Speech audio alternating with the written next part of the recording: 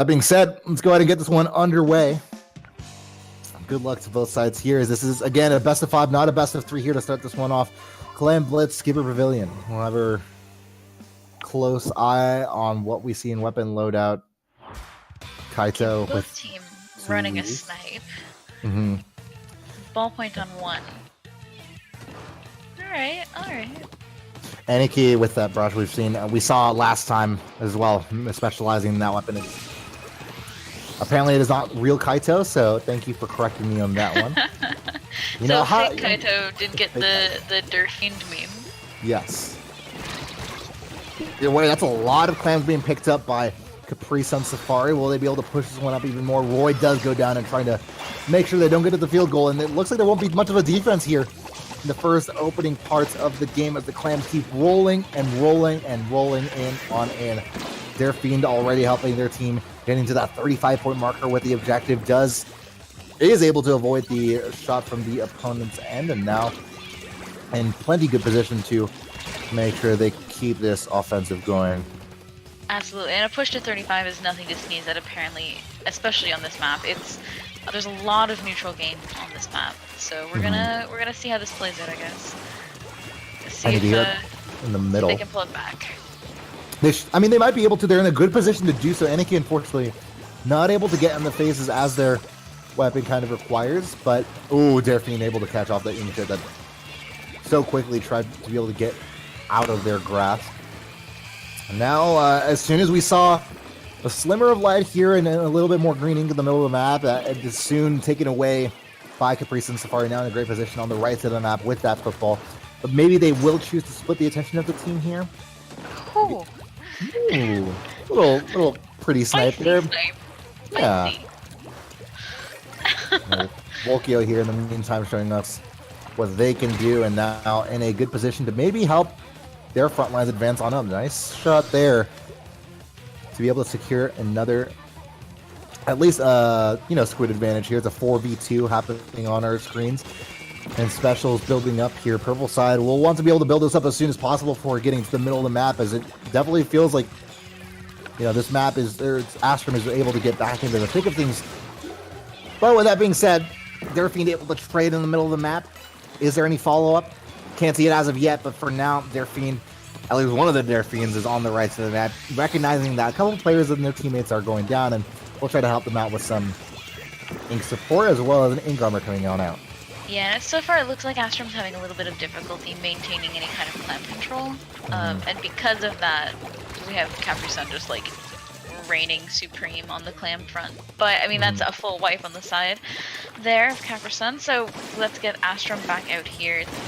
We need them to get some mid control, some clam control, and to push on up and get some picks. Unfortunately, not able to get any picks of that inkjet of theirs. Did spot someone super jumping back to base, but not as much as you want when you're trailing by this much and haven't been able to be in the opponent's third just yet. And that's going to be another splat towards their spawn. But in the meantime, on the other side of the map that we didn't spot out, Aniki able to help to get points on the board. How did this happen? The 40-point marker when we weren't looking at it. And sure, that's going to be it for now, but this brings together a game that looks so far out of reach for Astrum to get back into the game. Now it's just they have similar penalties and a similar point deficit to be able to face, though. That's the inkjet coming out. We'll have to see if they can stay alive and open up a pathway here for Capri Sun. It looks like that will be the case. No penalty remaining as of now. And a lot of clams may be coming, but Aniki not able to put on the defense if they want to. This might be the end of the game, Lily. Yep. That's super jumping football. That's dangerous. And that's going to be the game, at least for now. The knockout coming in for Capri Sun. They did more or less essentially dominate the whole game, but if nothing else, Astrum able to show they're able to get their pushes when they can. And maybe Astrum definitely got a good solid push in there. So I just wonder if it's like just the mode in particular that they struggled with. The way it played out made it feel like that. Let's see, yeah, and Clam Blitz on that map is, in particular, just a pretty difficult one to get a handle on. So if you haven't practiced that one specifically, it can be hard to get your footing, especially like the first match against a team that you've never played before. Yeah, exactly. A couple more of these maps coming up are a little bit more tried and true, so we'll I think we'll get a better feel for the two teams individually coming up. Of course, that second map being Splat Zones and Y. We'll be able to Of see. course. And we'll be able to see, how familiar they are with it. And footnote, if you're curious as to what Der Fiend means in German, it means the enemy. So it feels like at least one side here is awfully concerned with villainizing the folk they're playing, or at least maybe villainizing themselves. But we'll see if they're able to carry up this momentum into a Game 2 win. On the other side, though, Astrum needing to bounce back where they kind of left off on with that massive push we saw. And Spot Zones being a decent enough place to do it, but a fairly volatile map in that it is certainly possible to lock out the enemy as soon as if you are able to get the lead and maybe something of a wipe. So definitely keep our eyes on where our players are, who wins the first fight, of course, but beyond that, if they feel ready and willing and able to push up past into the opponent's third, and how effectively they're able to secure lockout. And earlier, we were talking about how Kelpton was a really lockout heavy map. This map is another one that's notoriously lockout heavy. If you don't get those first 2 picks and you don't get that first control, you're a little bit hecked. A little bit hecked. And a matchup we'll want to keep our eyes on, especially, is just like the sniper matchup here. As that is especially in the middle of the map where we start off here. It's so the front line is so exposed in comparison to other maps, and it's really often hard to, not just not get picked. But that being said, bubbles are coming out, but the Stingray, but somehow, some way, it's going to be Capri Sun Safari that's able to shut them out before they're even able to approach the middle of the map. Inkjet is going to come out from Roy, but are they taken out? Yep, from the baller right behind baller them. Coming in behind. That was sneaky. Didn't even know it was coming for them. Inkjet comes out again. Will they be able to spot out fake Kaito here? Yep, they are able to do so here. It's going to be Aniki on the right side, but caught out mid-air by that Stingray. Unfortunately enough for them, they do force loss of control, but the snipe coming in from Der Fiend, or one of the Der Fiends at least, is going to be able to secure at least. Oh no, sorry. The exact opposite happening still. Splat Zone taken from Astrum here, so that's going to be at least an opportunity for them to catch on up, and Wolkyo might play a pretty significant part here with that weapon class and securing this lead. Nice snipe there on fake Kaito. That was clean. Yeah, and if they really need to cap the zone and hold it for a little bit longer here, they need to get some more points on this board before it's taken away from them again. Because, I mean, inevitably, this map, it just swings back and forth. It will be taken. Wolkyo here playing with some pretty, they are going to be taken out by Wolkyo there, as Wolkyo's been able to play really well with the environment here, being able to use every, block, inflatable, what have you, to their advantage, and be able to stay away from their opponents, which is often very hard in close quarters combat. And with that being said, looks like they might be able to take the lead here if they're able to hold on to it for just a second longer. Yeah. Stingray is available. That will be the lead. They will lose control as soon as we say that, but that is just enough in what's needed. And that just also buys them a lot more time. There's a penalty here to work through for Capri Sun, and if they can get back in, they use all their specials together, they can get something going. They can get this back for sure. Yeah, they definitely can. Like, that 30-point penalty is ticking down awfully quickly, and this lockout we're talking about is as happening. we say, they can get it back. 3 go down for Astrum. You can see Pixel here with Roy gating their options at this point. They surely know that this lead will not be one that sticks around for too much longer unless they take swift action here. They will lose the lead, but do force loss of control, and at the same time get taken out by the predictable movement towards the middle of the zone, getting taken down by a suction bomb. Kaito moving up into opponent's third, and all the while, I believe it will be the Splat Zones taken by Capri Sun Safari once again. Game 2 in their favor, and match point certainly for the European side here to be able to move themselves into the semifinals as quickly as we've seen it happen.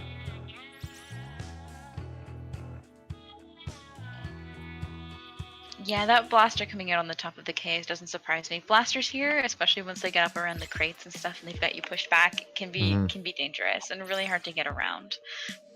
Yeah, because I mean, the 3 entry points into the middle of Walleye Warehouse, of the 3 of them, 2 of them are just impossible to move through without getting like zoned out by a blaster if they just happen to breathe there. Like going on one side, you have alley that leads into the middle and funnels into the ground level of the middle of the map, and that easily taken out by a blaster. The other side of the map, same thing. So really, your only option is to approach from the middle of the map, where and towards drop, where you are perfectly visible and open for anyone to really take you out. So not a great solution there if you're locked out in any part of the game. Absolutely. But we did see some really good sniper play from both sides that game. So if we see that the snipers come back out for TC Starfish, especially where they can both run Stingray with them, be interesting. Yeah, honestly, I think Wolkia, like, and straight, I'm actually curious as to what the KD is. I don't remember them off the top of my head, but it came off like Wolkia definitely was one of the more intimidating threats on the map, honestly. So if nothing else, they can take solace in that and being able to leverage the strength of that to push through for maybe their first game win in the set, or maybe not. Maybe that will be the 3-0 sweep as we have come to expect it here. 2 remaining players left on the behalf of Caprice and Safari to move this one through. But do you expect any changes, at least in terms of the weapons we will be seeing from either side here at this point? I mean, I wouldn't expect anything too different. The snipes are still good here. Shooters are always a standard. The blaster definitely is strong, especially on tower control. I would expect to see similar things. An explosion would be nice to see. I don't know if we will see it though. Yeah, that's the thing there. I mean, we've seen it a decent bit. We'll cross our fingers and hope for the best here. It's tower control. Starfish main stage getting underway here, as we have our Capri Sun Safari team in the purple and Astrum in the yellow, getting started here with pretty even split down the middle, although both teams kind of gravitating towards the same side of the map. We'll have to see how this plays out in close quarters combat. That's going to be Fake Kaito here, getting a splat onto Aniki and moving up into the opponent's side of the map with just themselves in a sea of yellow. So it might be a little bit dangerous, but not caught out as of yet, as I believe, honestly, feels like Astrum is doing probably the same thing. But Wolkio able to catch them off guard, and I believe just essentially to control the middle of the map now with that Stingray to boot, as you were talking about. Yeah, absolutely. And yeah, we didn't really see many changes in comps here. Everything's a little bit. It's going according to script so far. Yeah, Wolkio unfortunately. Wolkio getting a little bit too far forward, I think there. Yeah. Not only just too far forward, but also just like, just not. You're in the middle of the map and you were only looking towards like the side, so leaving yourself open to the middle of where most people are coming from, unfortunately. But that being said, first checkpoint being wiped through relatively quickly here from the Capri Sun team. What's really dangerous though is Astrum has people up now practically in their spawn. And they did for a little while there, but that's not great. Oh, able to get every single splat they needed to on the incoming special. But that being said, Fake Kaido still going at it in the opponent's third, and this is feeling claustrophobic, as you were talking about, Lily. This might be the game we see here. How did they even break that armor on the Booyah Bomb? That was like hypothetical levels of like, how did you do that? Like, that's only a hypothetical. Like, that should be a hypothetical, but yeah. Were they the only ones shooting at it? Yep. Or do we miss someone else shooting at it? Nope, that was just them. That was just them. How is that? Is that even possible? Well, apparently it is, and we'll have to take that home. Apparently, Astrum was just going to have to hold that L, because that will be the game for us right there in a quick 3-0 fashion. Not maybe what we would have expected from both teams being kind of the 4th and 5th seeds out of their first